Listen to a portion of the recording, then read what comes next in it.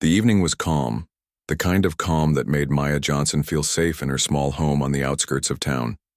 The sun had set an hour ago, leaving behind a soft orange glow in the sky that slowly faded into darkness. Inside her cozy living room, everything seemed normal. Her 2-year-old son, Jacob, sat on the carpet, happily stacking colorful blocks. His giggles filled the air, and for a moment Maya forgot about the stress of her day. Maya worked as a nurse at the local hospital, a job she loved but one that often left her exhausted. Caring for sick patients, dealing with long hours, and managing her responsibilities as a mother wasn't easy. But tonight, she wanted nothing more than to relax. She scrolled through her phone, checking messages from friends and family, while occasionally glancing at Jacob to make sure he was okay. It was just another quiet night in their little world, until the knock came. At first, Maya thought it might be one of her neighbors. Maybe someone needed help or directions. She set her phone down on the coffee table and walked toward the door, smoothing out her dress as she went. When she opened the door, however, her heart skipped a beat. Standing there were 2 police officers. One was tall and broad-shouldered, his hand resting casually on the holster of his gun. The other was shorter, holding a flashlight that cast harsh shadows across the porch. Both wore serious expressions, their eyes scanning her face and then the interior of her home behind her. "Good evening, ma'am," the taller officer said, his voice firm but not exactly friendly. "We're responding to a noise complaint in this area. Can we ask you a few questions?" Maya blinked, confused. A noise complaint. She hadn't heard any unusual sounds, and she certainly hadn't caused any disturbances. Still, she nodded politely and stepped aside to let them speak. "Of course," she said, trying to keep her tone light. "Come in, if you'd like." But the officers didn't wait for permission. The taller one pushed past her without hesitation, stepping into her home as though he owned it. Maya felt a pang of unease but tried to brush it off. After all, these were police officers. They were supposed to protect people, weren't they? She closed the door and turned to face them, forcing a smile. "What kind of noise are you looking for?" she asked. The shorter officer ignored her question and began walking around her living room, shining his flashlight into corners and peering into shelves. "Who else lives here with you?" he asked sharply, his tone accusing rather than curious. "It's just me and my son," Maya replied, gesturing toward Jacob, who had stopped playing and was now watching the strangers with wide, curious eyes. "Is something wrong?" The taller officer crossed his arms over his chest and gave her a hard look. "And your husband? Where is he?" Maya hesitated. There was something about the way they were behaving that made her uncomfortable. Their questions felt invasive, almost threatening. "He's working late tonight," she explained. "He'll be back soon." The shorter officer smirked, exchanging a glance with his partner. "Late, huh? That must be tough for you, being alone here." Maya didn't respond. Instead, she focused on keeping her breathing steady. Something wasn't right. These men weren't acting like officers investigating a routine complaint. They moved around her house with a sense of entitlement, touching things they shouldn't have. Her books, her framed photos, even the toys Jacob had been playing with earlier. Every movement they made sent a fresh wave of anxiety coursing through her body. Jacob tugged at her leg, his voice breaking the tense silence. "Mommy, why are they here?" he asked, his big brown eyes filled with confusion. Maya knelt down beside him, forcing herself to smile. "It's okay, baby," she whispered, running a hand through his curly hair. "Just stay close to me." But even as she reassured him, her mind raced. Why were they really here? What did they want? As the minutes dragged on, the officers' behavior grew increasingly aggressive. The taller one demanded to know where Maya kept her belongings, insisting he needed to search the entire house. When she protested, reminding him that he couldn't just barge in without a warrant, he laughed. Oh, a cold, dismissive laugh that sent chills down her spine. "You think we need a warrant for this?" he sneered, stepping closer to her. His presence loomed over her, and Maya instinctively backed away, clutching Jacob to her side. She could feel her pulse quickening, her palms growing sweaty. This wasn't how things were supposed to go. Police. Officers were supposed to help, to protect, not to intimidate. Her thoughts were interrupted when the shorter officer suddenly grabbed her arm, pulling her toward him. Maya gasped, her free hand flying to her mouth. "Let go of me," she cried, struggling to pull away. But his grip only tightened, his fingers digging painfully into her skin. "Don't make this harder than it has to be," he growled, his breath hot against her ear. Maya's vision blurred with tears, and for a moment she thought she might faint. This couldn't be happening. Not to her. Not in her own home. Desperation clawed at her chest as she looked around for some way to escape. But the officers blocked. Every exit, their movements deliberate and calculated. She was trapped completely at their mercy. And yet somewhere deep inside, a spark of defiance flickered to life. No matter what happened next, Maya knew one thing for certain. She wouldn't let them win. Maya's mind raced as she stood frozen in her own living room, the shorter officer's grip still tight around her arm. Her heart pounded so loudly she was sure the officers could hear it. Jacob clung to her leg, his small hands gripping her jeans tightly, his frightened eyes darting between the two men. "Mommy, I'm scared," he whispered, his voice trembling. "I know, baby," Maya managed to say, though her own voice shook just as much. She tried to pull away again, but the officer's hold only tightened. His partner, the taller one, leaned casually against the wall, watching the scene unfold with an unreadable expression. It was as if he were enjoying the power they had over her, like this was some twisted game to them. The shorter officer leaned closer, his face inches from hers.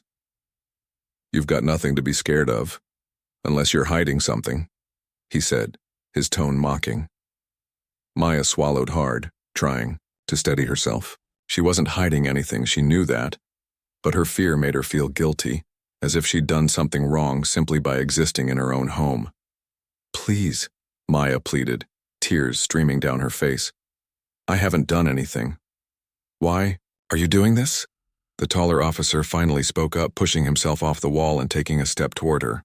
"We're here because we need answers, ma'am, and we're not leaving until we get them." Answers? What answers? Maya couldn't understand what they wanted from her.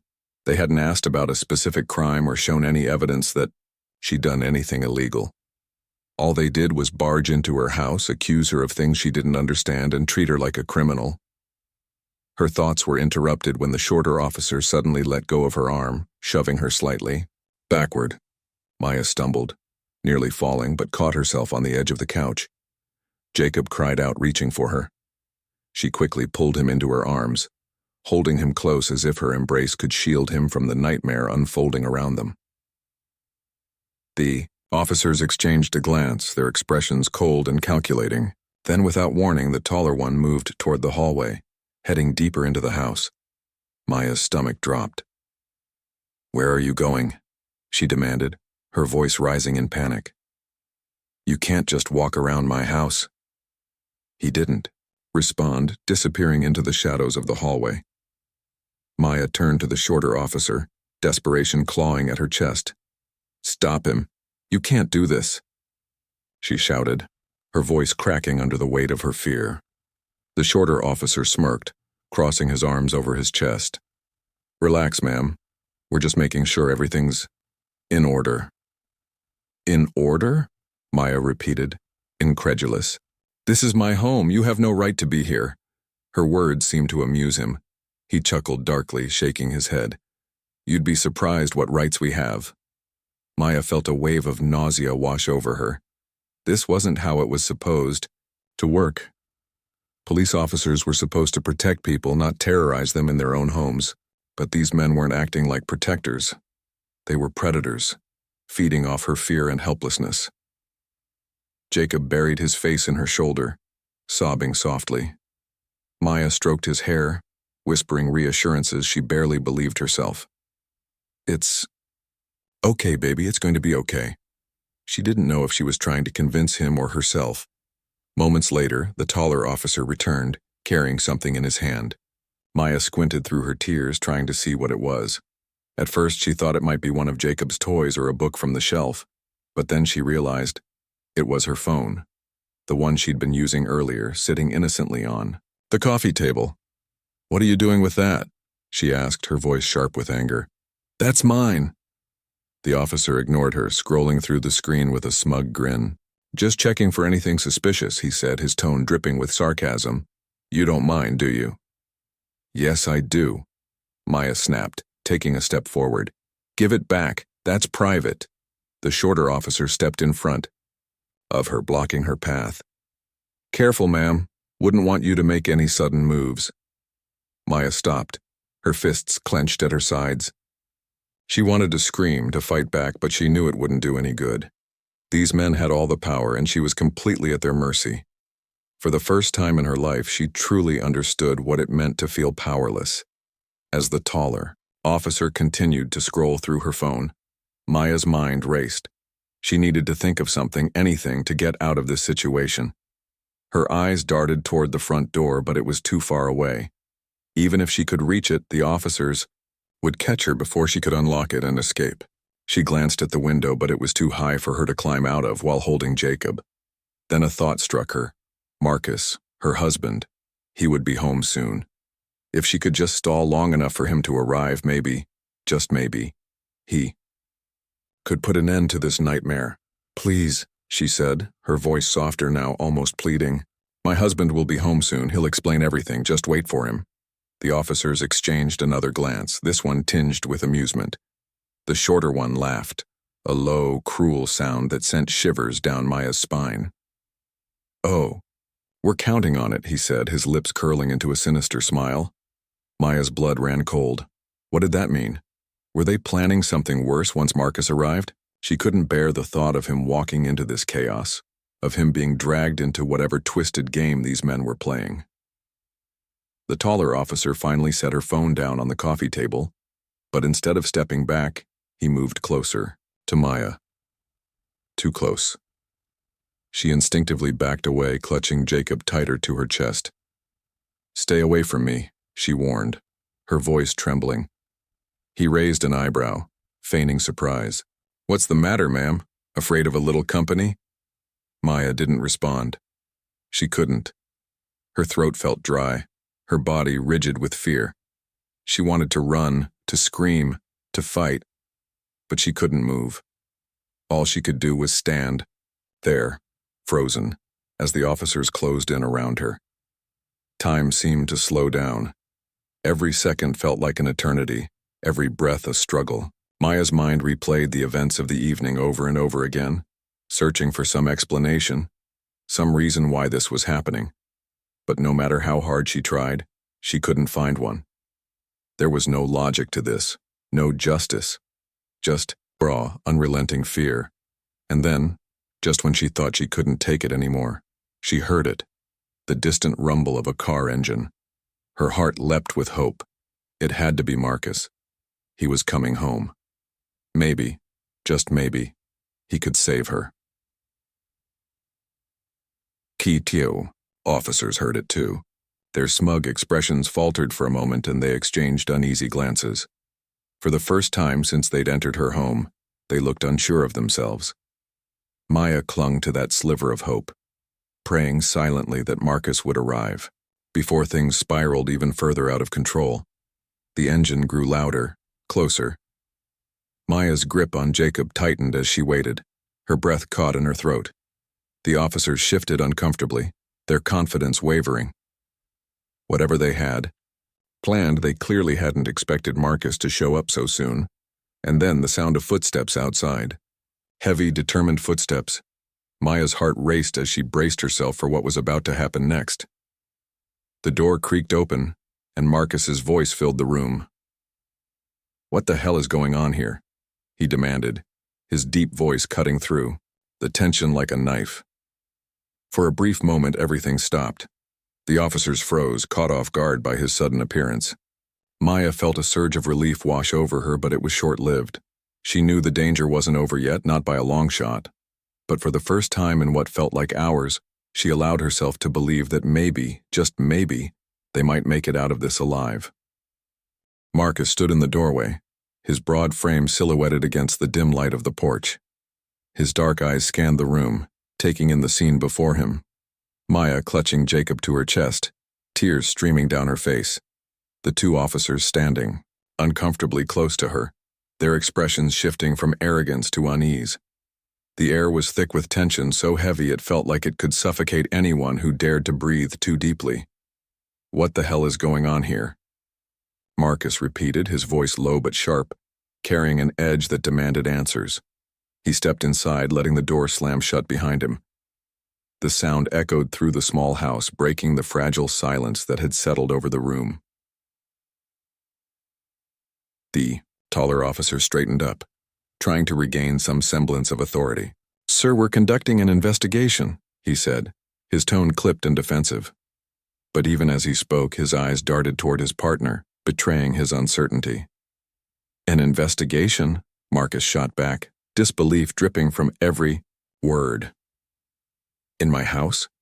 Without a warrant? Is this what you call protecting and serving now?" The shorter officer shifted uncomfortably, his hands twitching at his sides. For a moment, no one spoke. Maya took advantage of the pause, stepping closer to Marcus. Her legs felt weak, but she forced herself to move, knowing she needed to be near him to feel safe again. She whispered urgently, "They just barged in, Marcus. They wouldn't leave, and they touched me." Her words hit Marcus like a punch to the gut. His jaw tightened and his fists clenched at his sides. He locked eyes with the shorter officer, the one Maya had accused of touching her. There was something in his gaze, a mix of anger, disgust, and determination, that made the officer take a step back, as if he could feel the weight of Marcus's fury pressing down on him.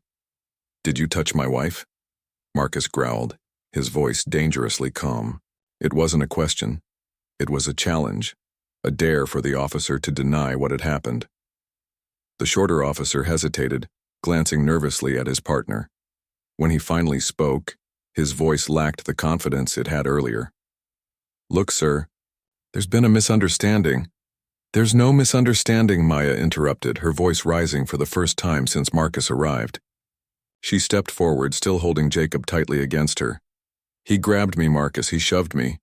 And they've been searching our house, accusing me of things I didn't do." Marcus turned to look at her, his expression softening for a brief moment. He reached out and placed a hand on her shoulder, squeezing gently. "It's okay," he murmured, though his eyes remained hard, focused on the officers. "You don't have to explain anything else." The taller officer cleared, his throat attempting to redirect the conversation. "Sir, please understand, we're just doing our job. We received a report of suspicious activity in this area, and we're following protocol." "Suspicious activity?" Marcus scoffed, his voice laced with sarcasm. "What kind of suspicious activity? A black woman sitting in her own home with her son? That doesn't sound suspicious to me, it sounds normal." The officers exchanged another glance, their discomfort growing more obvious by the second. They were losing control of the situation, and they knew it. Marcus wasn't backing down, and neither was Maya. Together, they formed a united front, a wall of resistance that the officers hadn't anticipated. Marcus took a step closer to the shorter officer, his towering frame looming over him. "Let me make one thing clear," he said, his voice low and steady, each word landing like a hammer. "If you ever come near my wife or my family again, I will make sure the whole world knows exactly what you did tonight." The shorter officer swallowed visibly, his Adam's apple bobbing as he struggled to maintain his composure. "Sir, I think you're misunderstanding." "I'm not misunderstanding anything," Marcus interrupted, cutting him off mid-sentence. "I saw the fear in my wife's eyes the moment I walked in here. I heard what she told me, and trust me, I won't forget it." The taller officer tried to intervene, stepping between Marcus and his partner. "Sir, we're leaving now. There's no need for this to escalate further." But Marcus wasn't about to let them walk away so easily. "Oh, you're leaving?" he asked, his tone mocking. "Just like that? After barging into my house, harassing my wife and scaring my son? You think you can just walk out and pretend none of this happened?" The officers exchanged yet another uneasy glance, clearly unsure of how to respond. They were trapped now, caught between Marcus's unrelenting anger and the possibility of facing consequences for their actions. One wrong move, and the situation could spiral completely out of control. Marcus pulled out his phone, unlocking it with a quick swipe of his thumb. "You want to leave?" he said, his voice cold and calculated. "Fine. But I'm recording everything first, just in case you decide to try something stupid." The officers froze, their faces pale. They hadn't expected this turn of events. Up until now, they had operated under the assumption that no one would challenge them, that their badges would shield them from accountability. But Marcus wasn't intimidated. He pointed the camera directly at them, capturing every detail. Their uniforms, their badges, their guilty expressions. "This is harassment," Marcus said, his voice firm as he held the phone steady. "And I'm not letting you get away with it." The shorter officer muttered something under his breath, shaking his head. He glanced at his partner, who looked equally defeated. For a moment it seemed like they might argue, might try to justify their behavior or threaten Marcus into stopping. But instead they simply stood there, silent and unmoving, their bravado evaporating like smoke in the wind. Maya watched the exchange, her heart pounding in her chest. She had never seen Marcus this angry before, at least not directed at someone else. Sure, he got frustrated sometimes, especially after long days at work, but this was different. This was raw, primal rage, fueled by love and protectiveness. Seeing him stand up to the officers gave her a sliver of hope, a reminder that she wasn't alone in this fight. Jacob, sensing the shift in energy, peeked out from behind Maya's arm. His wide eyes darted between his parents and the officers, unsure of what to make of the situation. Maya leaned down slightly, whispering softly in his ear, "It's okay, baby. Daddy's here now. Everything's going to be okay." Marcus turned to look at her, his expression softening once again. He nodded, silently promising to protect her and their son no matter what. Then, he turned his attention back to the officers, his voice hardening once more. "Get out of my house," he ordered, pointing toward the door. "Now." The officers hesitated for a moment, exchanging one final glance. Then, without another word, they moved toward the door, their steps hurried and awkward. As they passed Marcus, he stepped aside just enough to let them through, keeping his phone trained on them until they were outside. Once the door closed behind them, Marcus exhaled sharply, his shoulders sagging with relief. He turned to Maya, pulling her into a tight embrace. "Are you okay?" he asked, his voice trembling with emotion. "Did they hurt you?" Maya shook her head, burying her face in his chest. "No. Not really. They scared me, Marcus. They really scared me." "I know," he murmured, stroking her hair. "But it's over now. They're gone." For a moment, the three of them simply stood there, holding on to each other as the reality of what had just happened began to sink in. The adrenaline that had kept them going during the confrontation was starting to wear off, leaving behind a hollow ache in its place. Maya felt drained, her body heavy with exhaustion, while Marcus's mind raced with thoughts of what to do next. "We can't let them get away with this," Marcus said finally, pulling away slightly to look at Maya. "This isn't just about us, it's about everyone who's ever been treated like this. We have to do something." Maya nodded, tears welling up in her eyes again. "I know," she whispered. "But what can we do? They're police officers. Who's going to believe? Us?" Marcus clenched his jaw, his resolve strengthening. "We'll make them believe us," he said firmly. "We'll file a complaint. We'll share the video. Whatever it takes, Maya. I won't let them win." Maya looked up at him, seeing the fire in his eyes. For the first time since the ordeal began, she allowed herself to feel a flicker of hope. Maybe, just maybe, they could turn this nightmare into something meaningful, something that would force people to pay attention, to listen, to act. As the night stretched on, Marcus uploaded the video to social media, adding a caption that explained what had happened. Within hours, the post went viral, sparking outrage across the community. People shared the video, commented on it, and demanded justice. Local news outlets picked up the story, shining a spotlight on the systemic issues of police misconduct and racial injustice. Maya and Marcus watched it all unfold, their hearts heavy but also filled with a sense of purpose. They knew the road ahead wouldn't be easy, but they were ready to fight. For themselves, for their son, and for everyone who deserved better than what they had endured. And as they sat together on the couch, holding hands and watching the sunrise, through the window they allowed themselves to believe that change was possible, not just for them but for everyone. The morning after the harrowing ordeal, Maya and Marcus woke up feeling like they had been thrust into a completely different world. The house, which once felt warm and safe, now carried an eerie heaviness. Every creak of the floorboards or distant sound outside made them flinch, their nerves still raw from the events of the night before. Jacob, too, seemed quieter than usual, clinging to his mother more than he normally did. It was as if the little boy sensed that something terrible had happened even if he couldn't fully understand it. Marcus sat at the kitchen table scrolling through his phone. His eyes darted across the screen, reading comments on the video he had posted late last night. The response had been overwhelming. Thousands of shares, likes, and messages of support flooded in from strangers all over the country. But for every supportive message, there were also hateful ones. People accused him of lying, of exaggerating, or worse, of trying to stir up trouble. Some even defended the officers, claiming they were just doing their job. Maya stood by the counter, sipping her coffee slowly, though she barely tasted it.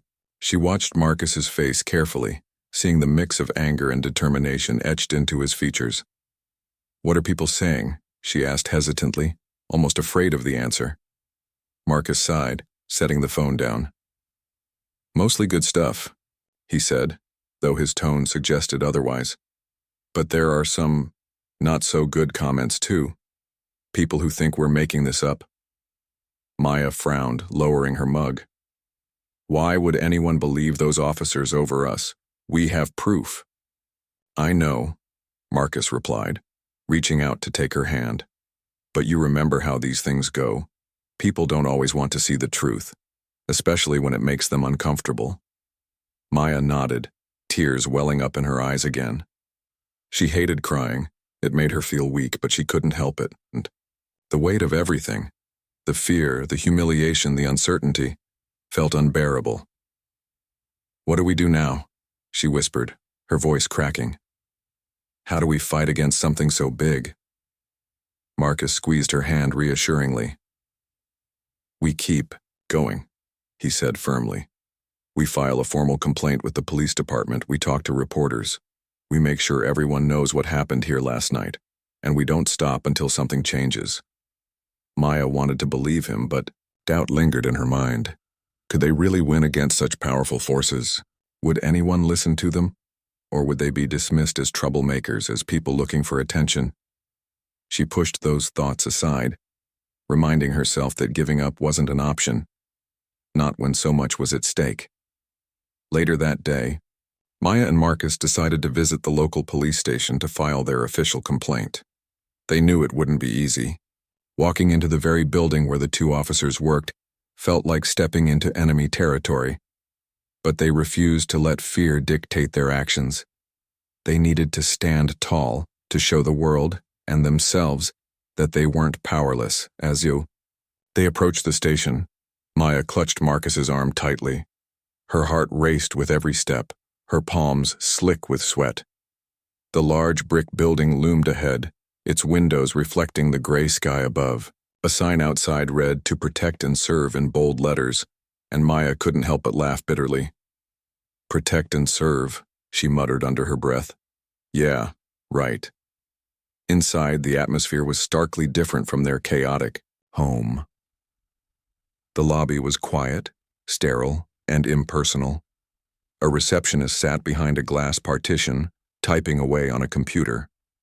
When Maya and Marcus approached the desk, the woman glanced up, her expression indifferent. "Can I help you?" she asked, her tone polite but devoid of warmth. "Yes," Marcus said, his voice steady despite the storm brewing inside him. "We're here to file a complaint about two officers who harassed my wife last night." The receptionist's demeanor shifted slightly, though it was hard to tell whether it was surprise, concern, or annoyance. She picked up a clipboard and handed it to them. "Fill this out," she instructed, gesturing toward a row of plastic chairs along the wall. "Someone will be with you shortly." Maya and Marcus took their seats, filling out the form as thoroughly as possible. Each question felt like a punch to the gut, forcing them to relive the nightmare in excruciating detail. By the time they finished, both of them looked drained, their hands trembling as they handed the clipboard back to the receptionist. After what felt like an eternity, a man in a crisp uniform emerged from a side door. He introduced himself as Sergeant Daniels, the officer in charge of handling complaints. His handshake was firm, his smile practiced, but his eyes betrayed a flicker of unease.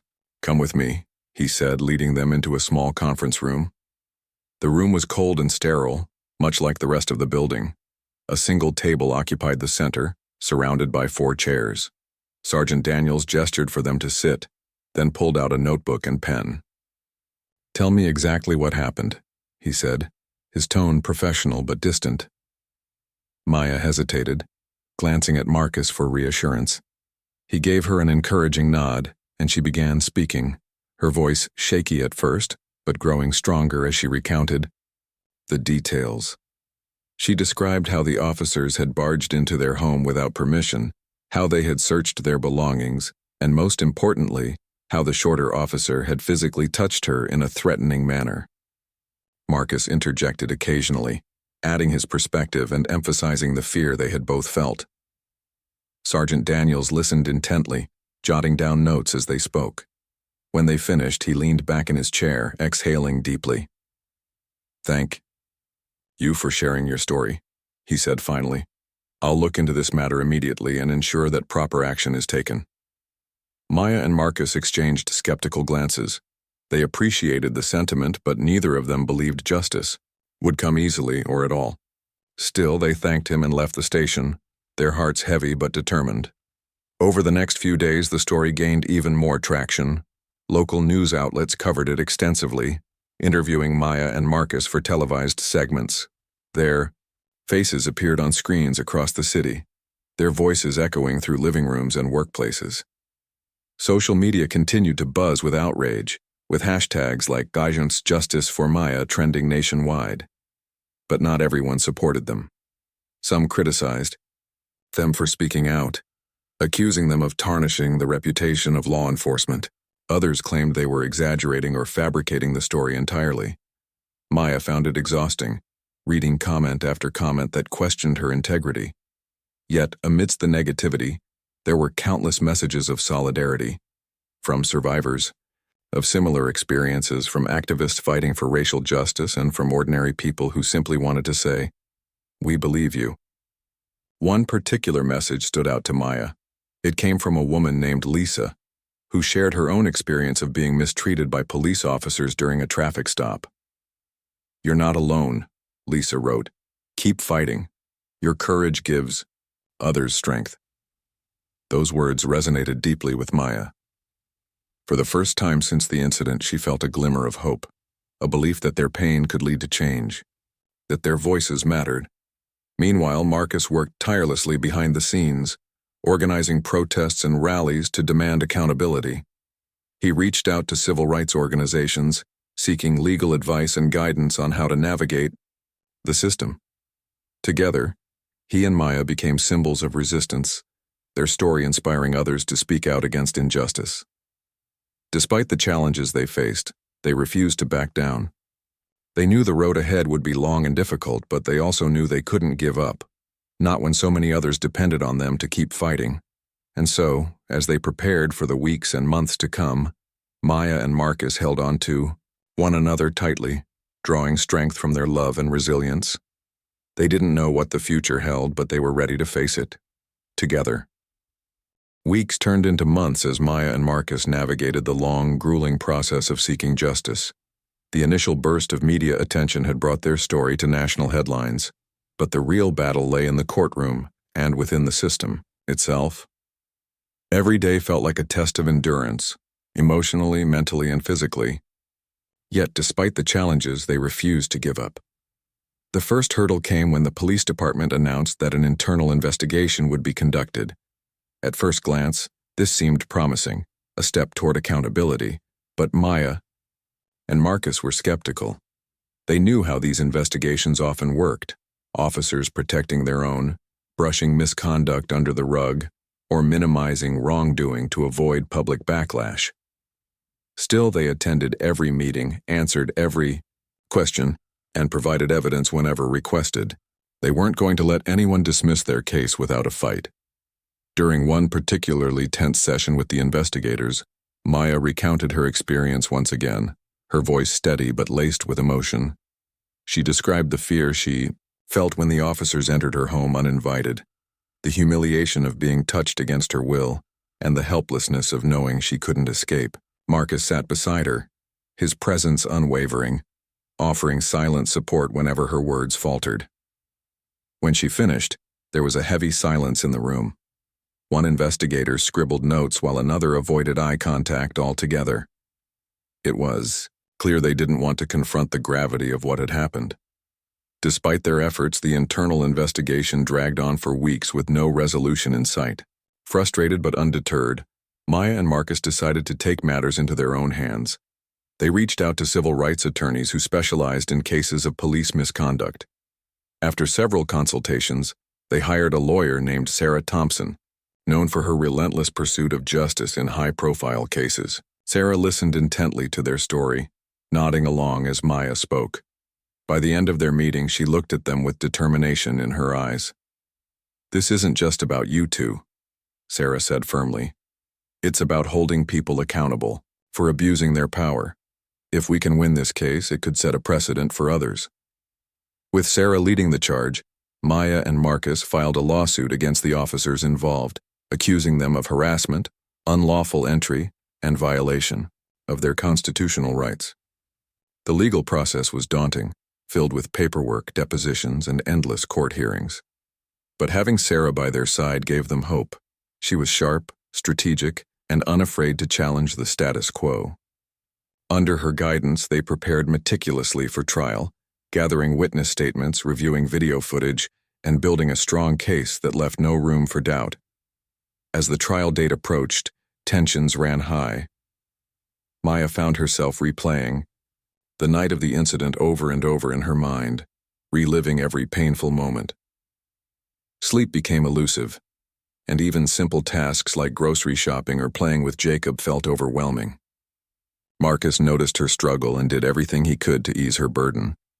He cooked meals, handled household chores, and reminded her daily that she wasn't alone. Their bond grew stronger through shared adversity, their love serving as a lifeline during the darkest times. When the trial finally began, the courtroom buzzed with anticipation. Reporters packed the benches, cameras flashing as Maya and Marcus entered hand in hand. Supporters filled the seats behind them, wearing shirts emblazoned with "Justice for Maya." On the other side of the aisle sat the accused officers, flanked by their defense attorneys. Their expressions were stoic, almost indifferent, as if they believed the system would protect them. The prosecution presented its case first, laying out the timeline of events and introducing key pieces of evidence. Marcus's video footage played a pivotal role, showing the officers' aggressive behavior and blatant disregard for Maya's rights. Witnesses testified too, neighbors who had heard Maya's cries for help, colleagues from the hospital who vouched for her character, and experts who explained the psychological impact of such trauma. Each testimony added weight to their argument, painting a picture of abuse of power and systemic injustice. The defense countered by attempting to discredit Maya and Marcus, questioning their credibility and suggesting ulterior motives. They claimed the officers were simply following protocol and argued that Maya's reaction was exaggerated. But Sarah was ready for them. With precision and poise, she dismantled their arguments, exposing inconsistencies in their narrative and highlighting the officers' reckless actions. Throughout the trial, Maya forced herself to remain composed, though inside she was a whirlwind of emotions. Sitting in that courtroom, facing the men who had violated her sense of safety, was excruciating. Yet, she drew strength from the sea of faces behind her, friends, family, strangers who believed in her cause. Their presence reminded her why she was fighting not just for herself, but for everyone who had ever been silenced or dismissed. After days of deliberation, the jury delivered their verdict. Guilty on all counts. Gasps rippled through the courtroom as the judge read the decision aloud. Tears streamed down Maya's face as she hugged Marcus tightly, overwhelmed by relief and disbelief. The officers were sentenced to prison terms and stripped of their badges, a rare outcome in cases of police misconduct. For Maya and Marcus, it was more than a victory. It was validation that their voices mattered. But the journey didn't end there. While the trial marked a significant milestone, the scars of that night ran deep. Maya struggled with anxiety and flashbacks, finding it difficult to trust authority figures or feel safe in her own home. Marcus encouraged her to seek therapy, and together they attended counseling sessions to heal both individually and as a couple. Slowly but surely, Maya began to reclaim her sense of self-worth and security. Outside the courtroom, their story sparked a wave of activism. People rallied around the hashtag #JusticeForMaya, organizing protests and demanding reforms in policing practices. Local lawmakers introduced legislation aimed at increasing transparency and accountability within law enforcement agencies. Civil rights organizations used their case as a rallying cry, urging communities to speak out against injustice and stand up for their rights. Maya and Marcus embraced their newfound roles as advocates, sharing their story at rallies, conferences, and interviews. They wanted others to know they weren't alone, that there was power in speaking up and strength in solidarity. Their message resonated deeply, inspiring countless individuals to join the fight for change. One evening, as they sat on their porch watching the sunset, Marcus wrapped an arm around Maya's shoulders. "We made it," he said softly, kissing her temple. "Against all odds, we made it." Maya nodded, leaning into him. "Yeah, we did, but there's still so much work to do." Marcus smiled, his gaze fixed on the horizon. "Then we'll keep doing it together." And together they vowed to continue fighting, not just for themselves, but for everyone who deserved to live free from fear and oppression. Their story had become a beacon of hope, proof that even in the face of unimaginable adversity, resilience and unity could pave the way toward healing and transformation.